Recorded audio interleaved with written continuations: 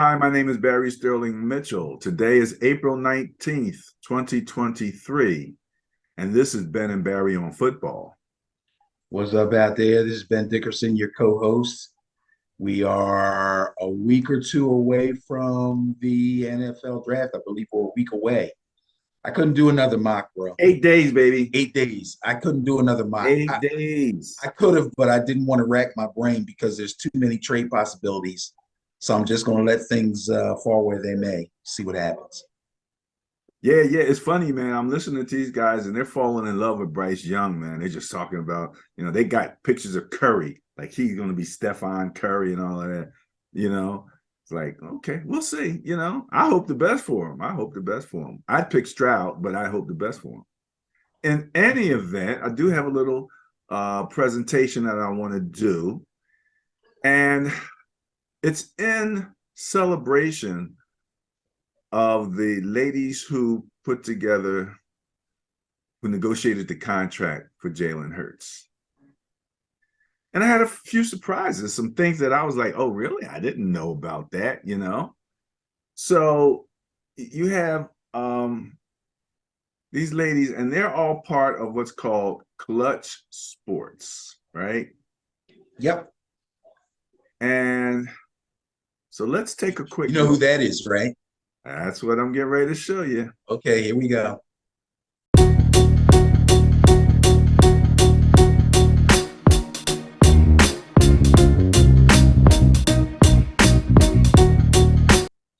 All right. Well, first off, let's just look at the contract that we're talking about. All right. Jalen Hurts got a 5-year, $255 million contract with $175.3 million guaranteed. And the beauty of this contract, as far as the team is concerned, is that the salary cap numbers over the next 4 seasons are extremely manageable. The 2023 season is practically nothing. $6 million is nothing. They'll cut a cornerback or a couple third string guys to make that number if they needed it. But long story short, 13.56 million 2024, 21.77 and 21.77 million in 2025, and 31.77 million 2026. And I'm sure by 2026 we'll be negotiating new contracts. You know what I mean? Right. So I don't think that that's that big of a deal. However, it really seems to work out. So the Eagles should be extremely competitive relative to being able to continue to put talent around Jalen Hurts. Now, Jalen Hurts' clutch team has been pretty much touted. So this came right off social media. You can see on the left, we have Jenna Malphus, management. We have Rachel Everett in marketing. Nicole Lynn is the main agent there. Shakima Simmons-Winter is the communication manager, along with Chantal Romaine. So that's how they have those listed, and that's what they're saying is his team. But this is Clutch. And as you said, you know who Clutch is, right? LeBron James. Well, LeBron James actually doesn't own anything. He actually was investigated because you can't have ownership in that agency and be a player at the same time. Right. So Rich Paul was one of his crew that he tapped to help him manage his affairs, and Rich Paul became the CEO and founder of Clutch Sports Group and head of UTA Sports. So these guys had some level of agencies and stuff going for them at a smaller level. But with LeBron James behind you, and LeBron is signed to Clutch, so that LeBron is Rich Paul's client. Funny thing, they met. Apparently, Rich Paul is a hustler and was selling jerseys, like genuine jerseys. Out of the back of his car. Yeah, sold LeBron a couple. And I guess when he was in high school. So they went to high school? He was in high school when he met him. when they met. Okay. Okay. So 2012, he founded Clutch Sports Group, becoming head of sports at United Talent Agency. That's the UTA that they were talking about.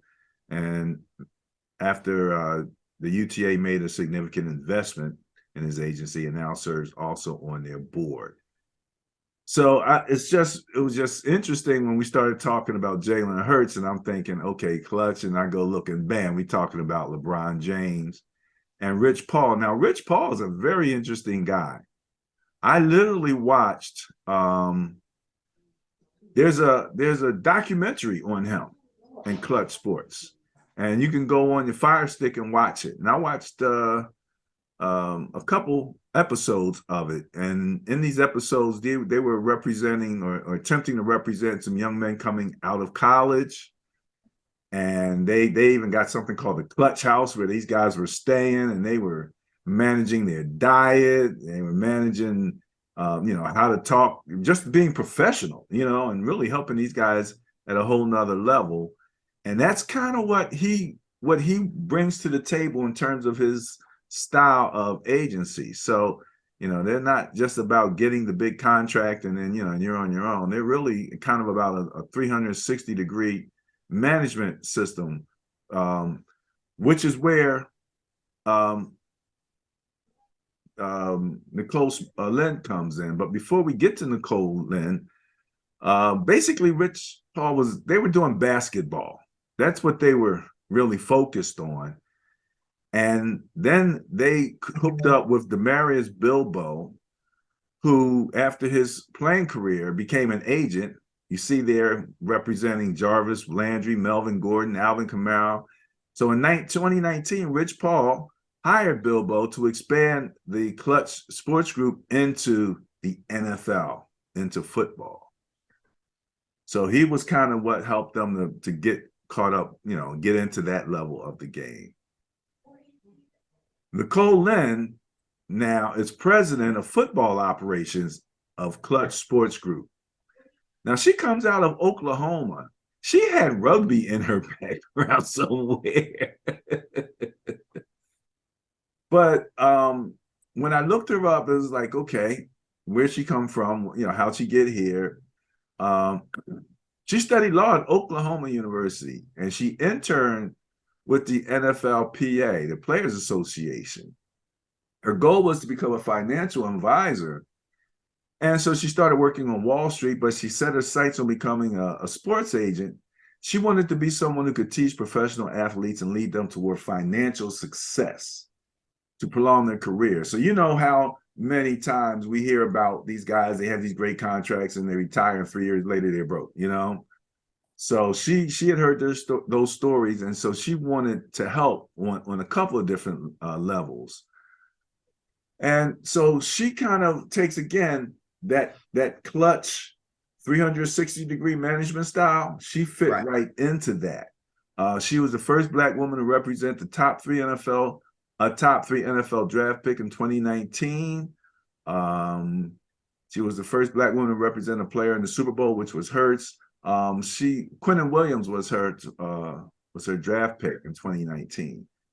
And so, this woman's been through a number of different scenarios, but she wanted to be an agent. She said she became an attorney with the idea of becoming a sports agent. And so, again, that line of becoming an attorney and then becoming an agent, I thought about Lamar Jackson. And he's saying, I'm relying on my mother to be my agent. Here's a lady here who's, completely educated as an attorney. And if you think it takes that level, of understanding to really negotiate at a high level, then his mom is kind of at a disadvantage to some degree, But yeah, Nicole Lynn, and this is what I understand. She messaged Jalen Hurts through Instagram and asked him if he had representation. I guess he was still in college at the time. Right. And he responded. So they hit it off, and that became his agency. So on her team, the Jalen Hurts Clutch team, they have Chantal Romaine. She's the director of social responsibility, player programs, and marketing communication for the NBA, but she's on his team. This is one of the things. Remember, we talked about what an agent can do. One thing is negotiating the contract with the NFL. The other thing is the outside stuff that they can bring to you, Right. while you're playing football and doing the things you should be doing, they can bring some other stuff. Jenna Malfris is a Clutch Sports Group client service management. She's out of Auburn. She has a BA in public relations from there, and from Troy University, a sports and fitness administration management degree. And so, these are, again, when you start to talk about the 360 degrees of services, they're helping you with your fitness levels, with your food, with being a professional, being where you're supposed to be, knowing what to say, your practice. All of those things are supported by them. Shakima Simmons Winter, client services manager. She has a BA in communications from Cheney University. And New York University, a master's in public relations and corporate communications. Now, this is a team, you know what I mean? This is what I was saying. This is a team that's actually working for this guy. And then you have Rachel Everett. Now, Rachel's got her own company, but she's part of the Clutch team. She's athlete and brand sports marketing agent, co-founder of ESM Football, which, the E is for Everett. And they handle golf, and they do a lot of different athletes. It's not, or different types of sports. It's not just football. So she's bringing a whole nother level of marketing for them. So I wouldn't be surprised, to see, Jalen Hurts just completely blow up. Now, of course, we always talk about not doing too much because you got to focus on football, but they're going to have him doing a number of different things. So I just wanted to take a moment to kind of really give the different ladies who are a part of that team a closer look, to see a little bit about who they are, what they do. Miss Everett, she had a really nice LinkedIn page, all her information there, her company, and all of that kind of stuff. The other ladies, I had to do a lot more searching just to find out where they graduated and stuff like that. But he's got a interesting team around him, and Nicole Lynn is no joke. So we'll see. I expect to see some, interesting things coming out beyond the contract, So we'll keep an eye on that. Well, when I saw LeBron James, I was like, oh, we've gone almost like full circle, you know what I mean, as far as he's concerned. So that's how you get to be a billionaire, right, Benny? I guess. The whole team concept is very impressive. I'm sure there's other NFL players that have, excuse me, actual management teams like that or similar to it. And there's a lot who don't. Some guys feel like they can handle all that stuff themselves and simply have an agent just to negotiate contracts for them and kind of keep them on the straight and narrow as far as, I mean, you if you're smart, you have to have an agent, a financial advisor, somebody to handle your social media so you don't get in trouble like some of these guys do. That's a team, If you're smart, you'll put something together, at least something simple like that. He seems to have a full-scale squad. Like, these women are handling all his business. And that's good because he doesn't have to do it. If I was him, I'd do the same doggone thing. Yeah, I mean, these are employees basically. They're working for him. Right. And for themselves also. It's kind of like that. But she's got a nice list of clients. So when you say there's other people out there who maybe have that, yeah, well, a lot of them that have it because of her and because of Rich Paul, because that's kind of his philosophy. So that trickled down from the top, you know what I mean? Right. And so they hired people who had that same mindset, and that's how it should be. It's almost like I talk about when you put together a team, what the kind of system you're going to run. But then go Right. get the best people for that system. Right. You know what I mean? And then, your success will be a lot more probable. So anyway, yeah, she had Quentin Williams that kind of helped kick it off for her. She also represents a number of female athletes, coaches, analysts, including Jennifer King, the Washington Commanders' assistant running backs coach. So yeah, it's not just players. They're looking at a wide range of athletes and coaches and people that are in the industry, and Right. they're representing them at a whole nother level. So pretty cool, pretty cool. All right, Benny. So let's take a look at the Benny Barry on Facebook page at BMBOF if you're on Facebook.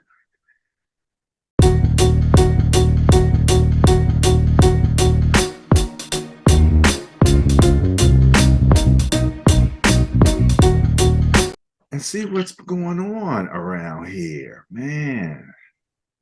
First off, ladies and gentlemen, if you haven't had a chance to take a look at last week's show where Ben did his NFL mock draft 3.0, make sure you go back and take a look at that to prepare for the upcoming draft in about 8 days. I think we said, Benny, right? 8 days. Yes, sir. Yep. Down. Yep. Look at my picks and compare them when you're watching the draft. Let me know how I do. There you go. There you go. Well, Benny, a couple thick points I wanted to make. Son of legendary former Eagles wide receiver Vince Papale is now playing in the USFL. Okay. I kept hearing Papale. I'm like, Papale. They're not exactly, the most common name. So, and he's not the only one. We got an article a little further on. We talk about some other notable names that are playing in the USFL. Wanted to just take a moment to talk about this technology that they're using, where they got the chip in the ball. And Okay. so when it comes down to the looking at the first down, apparently what happens is the refs call it, but if there's a dispute on the spot, they can go to the technology and bam, first down, not a first down. And I was like, it kept the game moving. Okay. It So really are did. they using this in lieu of the chains? Yeah. Okay. Yeah, you don't need the chains. You don't need the chains. It's whatever the chip is, it's boom. So Yeah. you still have to have a marker though, so the players know where the first down is. So if they take a little pylon, I think they got the little pylon with the little arrow thing on it. Okay. You sit that down there where the first down is, so the players know how far they have to go. Okay. Okay. All right. But no need for So the chain crew anymore. it says here 8 optical cameras, trained down on this thing will help this. And the NFL is looking at all of this stuff, but they're not jumping on it. That Right. seems like a simple, easy thing, except that I did read another article. That seems like a no-brainer to me. Huh? That's a no-brainer to me. It seems like I was telling you that I did read an article where early in the season, the USFL decided to not use the chipped balls for kicks. They were saying it was impacting the kick somehow. So I'm surprised, that it would impact anything. I'm assuming if you're throwing the ball, it could be impacted, as much as from a kick, but maybe not. So, but yeah, that seems like a no-brainer, Benny. I'm with you on that one. Next up. All right. So we talk about the who's on the rosters that we might recognize, right?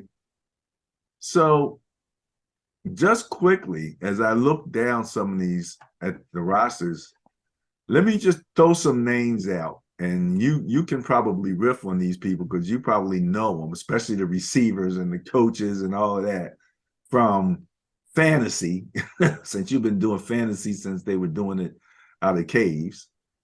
Right. So Michigan Panthers are coached by Mike Nolan. That's a name we all know. New Orleans, San Francisco. There you go. There you go. Quarterback Carson Strong. Remember him? Carson Strong. No, I don't know Carson. You don't remember him? Okay. No. Breland Speaks, former Kansas City defensive end. These are bench dudes. Okay. Kyle Lauletta, former New York Giants quarterback. Quarterback.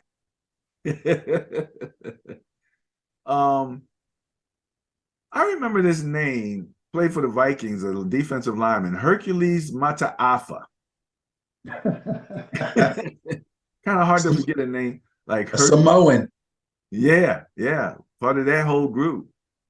New NFL wideout Corey Coleman, played for the Browns. Oh, yeah. Cleveland. Yep. Yeah. Off and on. Say that again. Off and on. Practice squad, real squad, bench, start, bench, back to Been practice. around for a while though. When I started to look, I think he's like 2018 or something like that. He's been around. Yeah. He can't seem to hold down a start job. Now, this is a name that I was surprised to see. Reuben Foster. Played with my Niners. Always stayed in trouble. And that's why he wound up no longer with the Niners. You remember Reuben Foster, linebacker? Nope. Beast. Beast. Stayed in trouble. He got in trouble at the combine and got thrown out of the combine. Oh my God. He's one of them guys. Reuben Foster, absolutely. Bo Scarborough was drafted by the Dallas Cowboys. Played for Detroit, running back. There you go. Good player. I like Bo Scarborough. Did you? Yeah. Well, he played for the Stallions. He's got a ring. Okay. Thaddeus Moss, son of Randy Moss. So he can hang out with Papali, with the famous parents. But yeah, it was interesting to see some of these names as they popped up, and they're out there now. Todd Haley is a coach for the Memphis Showboats. Todd Haley is still around? Jeez. Yeah, Todd Haley. Former NFL running back Alex Collins. I can't remember him. Not real well. Yeah. So, and the New Orleans Breakers are coached by former NFL coordinators John DeFilippo. Yep. Coach for the Philadelphia Eagles. A Philadelphia Eagle guy. Former NFL supplemental draft pick Adonis Alexander and quarterback McLeod Bethel Thompson. So those are just some of the names that came out of this article as I took a look at it. And I was like, I don't know what that would be like to have a dad like Randy Moss and you're in the XFL. That's just a little rough. That's a little rough. Trying to make it, man. Just trying to make it. I was watching, and we talked about this, Benny, watching some of the XFL and jumping over to the USFL. And maybe it was because I was watching the DC Defenders, who are like, one loss, winning squad, about pretty much locked in a playoff spot. But the arena was sold out.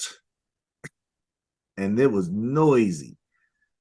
And I'm looking over at the USFL game. It was only week 1, Michigan Panthers, Houston Gamblers. It was empty. They didn't even show the stands. Right. You couldn't hear anything. I got more noise in my Madden game. The people that brought the XFL back, being The Rock and that young lady that he's working with, they wanted to come in with a bang. and they did that. They really put stuff out ahead of time. They've got real sponsors. They pumped each team up in its city, whatever city it's at. I know they put a team in. What's the St. Louis team? I Yeah, was watching a program about the St. Louis team, the Battle Hawks or something like that. I forget. But anyway, the fans were like fired up because they're like, yo, we all used to be St. Louis Rams fans.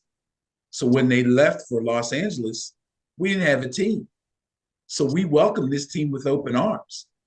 And they're showing up for that team. That's their squad, So I mean, they're coming out in full makeup and all types of costumes, yes, absolutely, and everything. Real fan gear. Yeah, yeah. There was one article I saw, and it was more conjecture, but they were trying to conjecture about the XFL expanding. So they were actually suggesting places that they could go, and they were talking about places where maybe they had a team and they don't no longer have a team. So or places where they never had a team. Yeah, much less. You know what I mean? So, very interesting. Very interesting. XFL. So here you go. Don't they look so professional? Jason Kelsey, Dominican Sue. I watched this program when they had them there. The room was full. It seemed when I first turned it on the NFL Network, it seemed like it was a regular show. And they had the regular people on I don't know why I can't think of people's names right now, but it was the NFL Access show. Total Access. And then I heard, and then I heard people clapping in the background, and then they said, "Oh, by the way, we have a live audience today." And then the cameras went to the audience, and it was all NFL players. What? Some retired. I'm like, oh, there goes Ingram and this guy and that guy, and oh yeah, Patrick Peterson, and it was a bunch of dudes there, all wanting to get media jobs when they retire. Yes. So it was like a little symposium for them. And they brought a couple of them up and let them talk and they asked them questions and they showed them video and what do you think about this play? And you know what I mean? Kind of break them in a little bit. It was kind of cool. That's neat. And I've heard them talk about it on Good Morning Football, the class and the workshop and everything. So yeah, this has been going on for a while. I think the McCourty brother, the one that's on the show, he went through the class. Right. Jason and McCourty. His brother's in it now. Yeah, okay. I mean, look, you got to work on, use what you know, go from playing the game to talking about the game, and so that's awesome. I can see Clutch Sports now looking for jobs for these. Sure. Of course. That's the full 360 right there. What is this here? Jalen Hurts record-breaking contract. We already talked about this. We talked about Nicole Lynn as being a part of Clutch Sports here. We talked about that. I mentioned the expansion. This is the article that talked about some of the expansion locations. San Diego, San Jose, Nashville. They mentioned a place in Canada, but they're like, that's not going to work because it's still like at that time of year, it's like 9 degrees. Right. That's going to be tough. Yeah. That's not going to work. So interesting article at Ben and Barry on football on that. Something, Ben, class always works. They asked Patrick Mahomes about, Jalen Hurts' contract, and, everything he said was positive. Everything he said was positive, man. He just, and that's what you want. You know what I mean? When you're outside, you can be in the game talking about his mom, but you know what I mean? Outside the game, once the game's over, it's really, you're just trying to be a real person. And I don't really mean you should be in the game talking about his mom, but you know what I meant. Well, it's a player-friendly deal, which is the same as what Mahomes is Team friendly, you mean? that's what I meant to say, a team-friendly deal. So Right. the player gets to make a lot of money up front, and then it gets the rest extended over the 4 or 5 years. And it helps the team out with their cap and keeping the cap under control so that over the course of his contract, they can continue to have the money to pay players, to keep good players around him so that the team can stay good. And that's smart. Makes a lot of sense. By the time he gets to the 4th or 5th year of this thing, he'll be able to renegotiate another contract. So, yeah, there'll be whole new salary cap levels at that point, you know?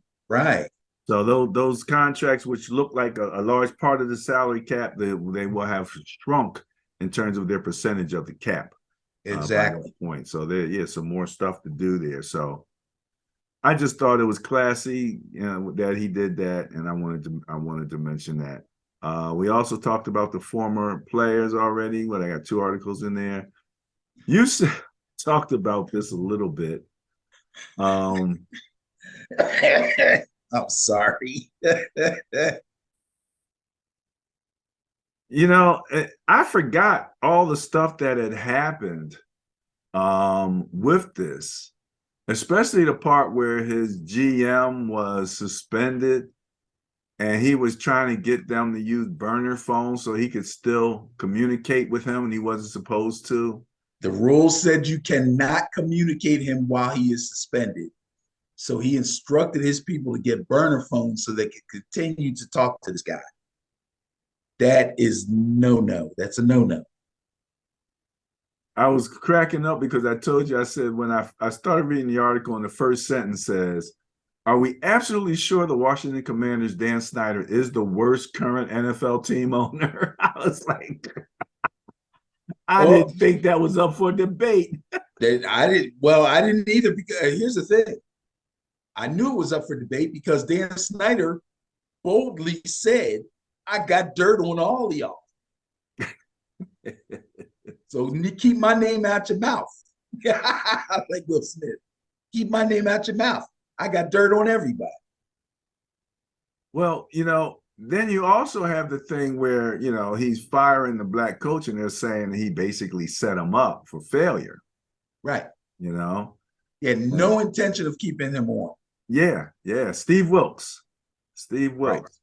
And so it said hired him in 2018 as a bridge coach, basically intending to fire him, and was dealt a difficult hand in his 1-3-13 season with the team. So it's going to be interesting. So there might be another opportunity for new ownership in the NFL.